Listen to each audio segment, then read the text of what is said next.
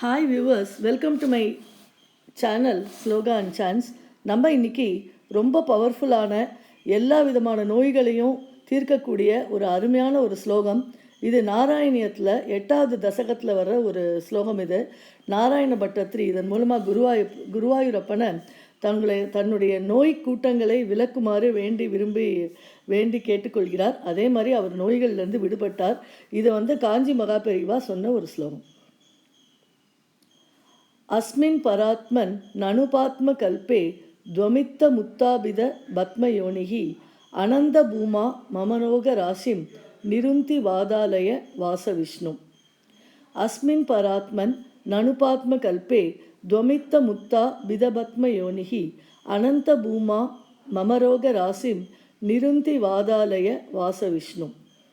अस्मिन् परात्मन् ननुपात्मकल्पे द्वमित्तमुत्ताभिद பத்மயோனிः அனந்தபூமா மமரோக ராசிம் நிருந்தி வாதாலய வாசவிஷ்ணு. அஸ்மின் பராத்மன் நனுபாத்மகல்பே துவமித்த முத்தா விதபத்மயோனிः அனந்தபூமா மமரோக ராசிம் நிருந்தி வாதாலய வாசவிஷ்ணு. அஸ்மின் பராத்மன் நனுபாத்மகல்பே துவமித்த முத்தா விதபத்மயோனிः அனந்தபூமா மமரோக ராசிம் நிருந்தி வாதாலய வாசவிஷ்ணு. அஸ்மின் பராத்மன் நனுபாத்மகல்பே துவமித்த முத்தா விதபத்மயோனிः அனந்தபூமா மமரோக ராசிம் நிருந்தி வாதாலய வாசவிஷ்ணு.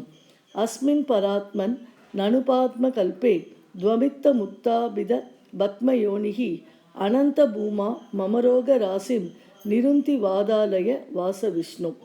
இந்த ஸ்லோகத்தை உங்களால் முடிஞ்ச அளவுக்கு ஒரு 21 தடவை குறைச்சலாக ரிப்பீட் பண்ணி சொன்னோம் அப்படின்னா நம்மளுடைய எல்லா வியாதிகளும் வராது.